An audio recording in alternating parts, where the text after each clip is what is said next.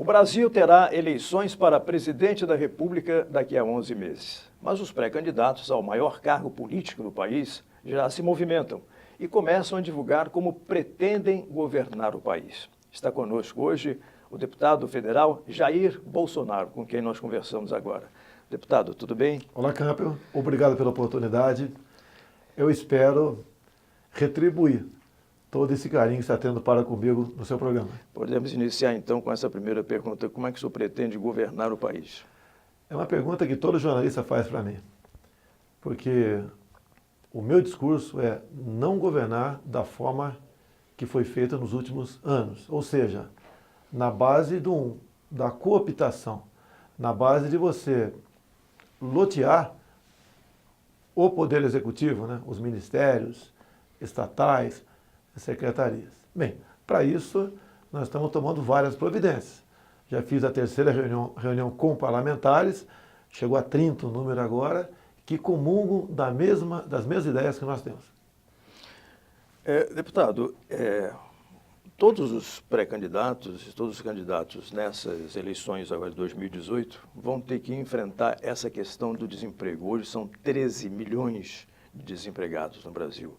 O senhor já tem uma ideia de como o senhor vai tocar isso aí para reduzir o desemprego? Eu costumo dizer que o número é bem superior a isso.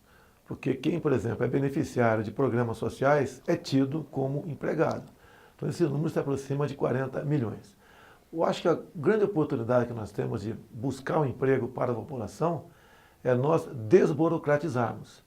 Nós fazemos com que o empreendedor não tenha dificuldades monstruosas para poder abrir sua empresa, que hoje em dia leva em torno de 90 dias, e bem como depois enfrentar uma legislação trabalhista ainda bastante complexa. Eu mesmo tentei abrir um negócio há pouco tempo e quando eu vi as dificuldades burocráticas, eu confesso que desisti mesmo sendo parlamentar. Acredito, se você vencer essas barreiras, né? Quase que tivesse que ressuscitar o Hélio Beltrão, o ministro da desburocratização, nós poderemos ampliar em muito o microemprego no Brasil. Deputado, tem uma questão também muito forte, né, que o Congresso debate já há algum tempo as reformas, né? Falo da Previdência, que está agora na pauta para ver se consegue votar da melhor maneira possível, como o governo quer. Tem reforma trabalhista que, de uma certa forma, ela não contempla tudo aquilo que os empregados querem. E nós temos também a mais antiga, a reforma tributária. O senhor pensa, de alguma maneira, dar um caminho melhor para a reforma ideal não é aquela que nós queremos, é aquela que pode ter aceitação do parlamento. Essa atualmente proposta, no meu entender, não vai para frente. Ela é muito rígida e visa apenas, no meu entender, penalizar um setor da sociedade. Eu acho que essa conta tem que ser distribuída por todos. A minha proposta é bastante simples e objetiva e acho que teria o apoio de todos. Essa do governo Temer, além do meu entender de não ser aprovada, vai dar munição para a esquerda crescer por ocasião das eleições do ano que vem. Reforma trabalhista.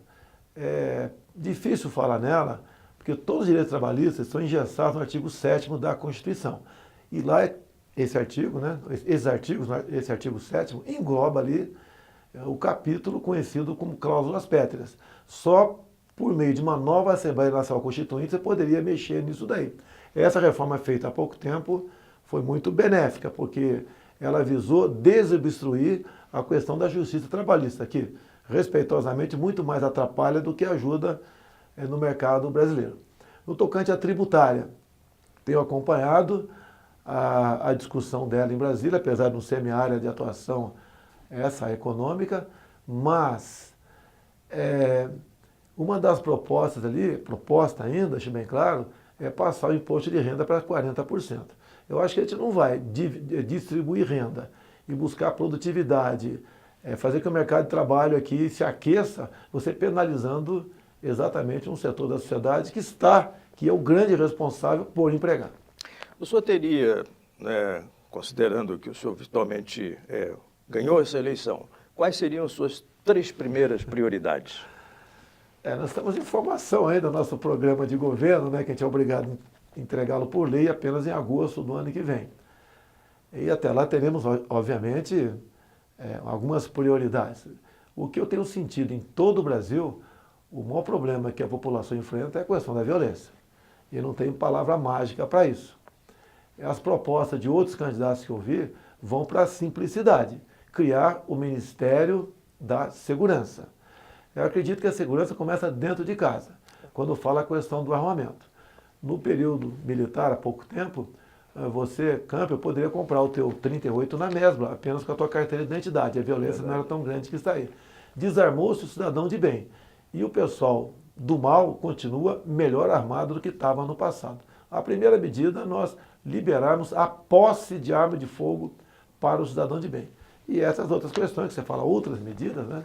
Essa eu acho a mais importante, é você fazer com que um empreendedor tenha realmente vontade de empreender, ele não vai ser perseguido pelo Estado. E a outra questão muito grave é a questão do campo. O homem do campo cada vez mais está sendo desestimulado a fazer o seu trabalho, por vários problemas, né? Não só para dentro, como para fora da porteira. Entre esses problemas, a questão do MST, que é tratado pelo governo como um movimento social, e não é verdade. Muitas vezes, no meu entender, beira até mesmo o terrorismo. A questão também, quando se fala em segurança, não podemos continuar com audiência de custódia. Você pode ver, se furta, por exemplo, defensivos no campo. Como é um crime de pequeno potencial, o alimento não vai para a cadeia. E o prejuízo para o campo é muito grande. E também, para finalizar aqui, a questão das multagens. Parte do ICMBio e parte do IBAMA, que estão ideologicamente aparelhados, estão num trabalho intenso de multagem junto às fazendas. Além do valor astronômico das multas, eles começam a ser enquadrados agora por trabalho escravo, porque se entende, esses novos juristas que temos por aí, que o trabalho análogo à escravidão é igual ao trabalho escravo. E a pena, acredite se quiser, é a expropriação do imóvel, quer seja rural no campo, quer seja para nós na cidade também, a parte urbana. Deputado, em vários governos a gente vê que a questão da Amazônia, às vezes, ela é relegada para um segundo ou um último plano. Por que isso acontece? E o que o senhor pretenderia fazer, ou pretenderá fazer em relação à Amazônia? Ela está meio internacionalizada até, né? Tem áreas, inclusive, que já tem dono. No governo Collor começou a indústria das demarcações de terras indígenas, com a grande reserva Yanomami. Com toda certeza, a área mais rica do mundo no subsolo. É uma área equivalente a 2 vezes o tamanho do estado do Rio de Janeiro. Outras reservas vieram atrás dessa, como, por exemplo, a última agora, Raposa Serra do Sol. A ONU há muito discute a autodeterminação dos povos indígenas, ou seja, a ideia é que essas grandes reservas, mais cedo ou mais tarde, sejam novos países dentro do Brasil. Porque o que tem naquela região, além da biodiversidade, recursos minerais, áreas agricultáveis, água, esse grande espaço vazio também, essa cobiça de fora ao criar novos países aqui, esses recursos não renováveis estarão à disposição de outros países. Essa é a minha grande preocupação. E se permite, seria quase em primeira mão para você, né? Dia muito se discute também, como foi novamente discutido agora em Paris, o tal do triplo A. O que é isso? Andes, Amazônia, Atlântico. Uma grande área que equivale a 136 milhões de hectares. E o primeiro mundo quer que essa área seja preservada como vital para a sobrevivência da humanidade, geração de oxigênio. Se isso vier a acontecer, e obviamente nenhuma atividade humana poderá ser exercida nessa região, nós perderemos, além dessa área, o que fica ao norte dessa área, que é a região da calha norte dos rios Solimões e Amazonas. Estamos na iminência, no meu entender, de perder a soberania de grande parte do território nacional. Em relação a energias renováveis, né, a gente vê que a Europa, principalmente, e os Estados Unidos já começam a avançar muito nessa área para substituir a energia fóssil. Né? Como é que o senhor vê a possibilidade de incrementar um pouco mais isso no Brasil? Eu tive acesso a mapas de incidência de sol no Brasil, bem como as áreas mais prováveis rumo à energia eólica. E me surpreendi positivamente com isso daí. E agora, ultimamente, está no papel ainda, né, uma nova usina de energia vindo do grafeno. O grafeno é uma maravilha que só o Brasil não abriu os olhos para isso ainda, exceto a Universidade de Mackenzie em São Paulo. Então isso é estudado. O grande problema que nós temos, cara, recurso da onde? E quando se fala nisso, a primeira coisa que vem na cabeça de qualquer brasileiro é o recurso público. Não tem realmente. Talvez via PPP, tá? A iniciativa privada possa entrar nessa área, desde que você tenha um contrato, no meu entender, de longo prazo e que aquele contrato realmente seja respeitado. Aí a iniciativa privada pode entrar pesado nessa questão. E eu citaria o estado de Roraima, estive lá. Você não pode fazer uma hidrelétrica, é quase impossível, tendo de vista a questão indigenista e ambiental. Mas lá, para energia eólica é possível e a solar também. Porque o estado sem energia não tem como ir para frente. Eu costumo dizer, Campos, se eu fosse rei de Roraima, em 20 anos eu teria uma economia semelhante ao do Japão, dado o potencial da região. O senhor falou em Japão, vamos falar um pouco de China, né? O senhor já fez algumas restrições em relação à China, que está chegando no Brasil com muito recurso, né? Eles têm muito dinheiro. E o senhor diz que a China, na verdade, quer comprar o Brasil, né? E não tirar coisas daqui para levar para lá. O que acontece? Eu falo China porque a China tem o dinheiro. Se fosse a Austrália aqui dentro, eu falaria exatamente a mesma coisa. A China, na verdade, não está comprando no Brasil, está comprando o Brasil. Discuti isso com amigos da área econômica, né? Como você fazer essas privatizações de modo que a China, por exemplo, ou o país que seja, né, não seja dono do nosso Brasil. Parte das concessionárias das hidrelétricas, por exemplo, já foram vendidas. Já foram, infelizmente, o critério, no meu entender, o modelo não é aquele que nos atende, né? Por exemplo, a Golden Share, onde o Brasil teria oportunidade de decidir nas questões estratégicas. Ou as privatizações, a exemplo que foram feitas na Embraer no passado, pulverizando as ações. Nessa linha, nós podemos partir. Eu dou um exemplo muito simples aqui. Também é interesse do mundo, em especial da China, porque tem dinheiro, comprar terras agricultáveis. Eu perguntaria para o Campo, se eu fosse o dono da despensa da tua casa, o que você almoçaria amanhã? O que eu quisesse. Perfeito. A partir do momento que países como a China começam a comprar grandes áreas agricultáveis no nosso Brasil, a segurança alimentar deixará de estar nas mãos dos brasileiros, e sim de estrangeiros. Essa é uma enorme preocupação, até porque a China tem 7 vezes mais habitantes do que nós e revogou ano passado a lei do filho único. Logicamente, pode ser por outros objetivos, mas eu vejo que poderia ser também um verdadeiro êxodo de chineses para trabalhar nessas áreas também. Vejo isso com uma grande preocupação, também especial, depois da nova lei de imigração sancionada por Temer há poucos meses, né, e por decreto regulamentado há poucas semanas, que fará com que qualquer do mundo, e não interessa a quantidade, ao adentrar o nosso Brasil, passa a ter mais direitos que nós temos. Inclusive, alguns podem pisar no Brasil, dada a idade ou situação de saúde, já entrar aqui aposentado. Vamos dar um pouquinho o nosso tom da conversa. O senhor tem viajado, né, por todo esse Brasil e recebido apoios assim de uma maneira muito natural e muito até explosiva, né, porque os apoios são assim de urra, né? E estão gostando muito, né, das suas posturas, daquilo que o senhor está dizendo, né? O senhor está mostrando uma verdade que o Brasil estava com muita vontade de receber. O que o senhor falaria hoje para esses apoiadores, esses que chegam nos aeroportos, por exemplo, e fazem uma verdadeira festa com a sua chegada? Há pouco tempo, um colega teu da mídia, né, perguntou para mim o seguinte: como você vai ganhar a eleição sem mentir? Eu falei, então não vou ganhar a eleição.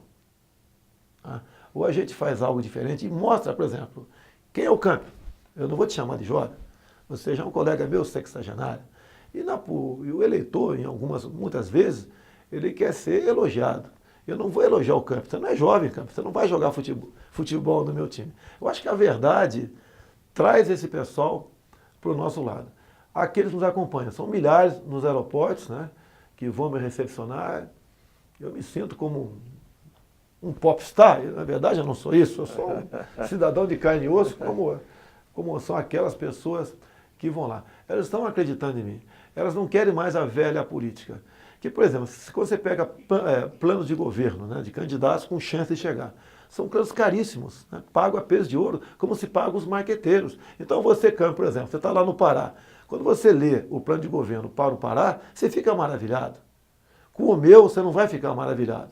Eu pretendo mostrar ali a realidade, a verdade. Eu não quero te enganar, eu não quero me fantasiar, tá, para ganhar a tua simpatia, ou então falar palavras bonitas apenas. A ideia é a verdade. E essa verdade é que tem calado fundo em grande parte da sociedade brasileira e vem crescido, né, dia após dia. Tem até uma passagem bíblica em João 8,32. E conhecereis a verdade vos libertará. Eu sei que essa passagem é para um nível superior, mas trazendo o nosso nível, no meu entender, essa é a âncora do meu programa de governo. O senhor é um cristão. O que o senhor diria hoje, como é que o senhor falaria hoje para a família brasileira? Nós sabemos que o Estado é laico, ninguém quer impor religião ou perseguir, não interessa qual seja a religião. Não vou deixar de ser cristão.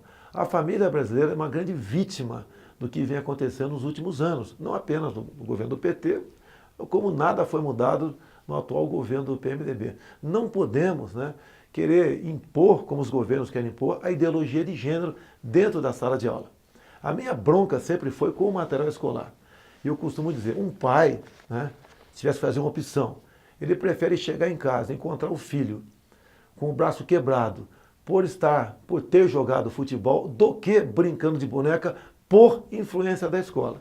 Então a questão de tornar a escola, além do ambiente, para a garotada ser instruída, um ambiente de respeito. A escola não tem que fazer ideologia, né? Essa é outra questão gravíssima. Nós discutimos há muito tempo na Câmara, criarmos aqui a escola sem partido. A escola sem partido, se o mestre não quiser falar em partido nenhum, tudo bem. Agora, se ele quiser falar em PT, ou PMDB, ou Patriota, ele pode, desde que os alunos tenham liberdade de expor a sua opinião sobre outros partidos e não ter uma nota baixa por causa disso. E o ensino universitário, né, ainda, em parte, não continua formando, continua criando, né, ou então formando militantes. Nós não precisamos disso no Brasil.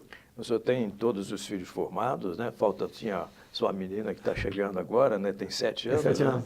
E te dão muita alegria, né? Com todos eles, estão todos contigo. Mudou a minha vida, minha filha, que eu tive 4 homens. Né? É diferente o filho homem. Você pode falar um palavrão, dar um safanão, dar uma canelada, né? Agora, quando chega uma menina, é diferente. Mudou, eu não esperava que fosse mudar, mudou completamente a minha vida. Um abraço da menina é diferente do menino. Então, foi muito bem-vindo, agradeço a Deus aí, a Laurinha, que faz parte da minha família. Como é que é a expectativa dos filhos e da própria esposa em relação à sua pré-candidatura à presidência da República? A minha esposa, né, ela vê com preocupação, né? Eu já sou um pouco ausente em casa, ela vê que eu possa ficar mais ausente ainda. Ela é evangélica, me ajuda em muito, né, na paz que eu tenho fora de casa, ao saber que ela está feliz em casa, com os filhos, né, e cuidando da família. Quanto aos outros filhos, né, eu tenho 3, os 4 maiores de idade, 3 na política, também é muito bom, porque eu tenho uma confiança de 100% no trabalho deles, que estão realmente, né, focados para nos ajudar, se essa for a vontade de Deus, mudar os destinos do nosso Brasil. Ok. Deputado, muito obrigado pela sua participação. Valeu.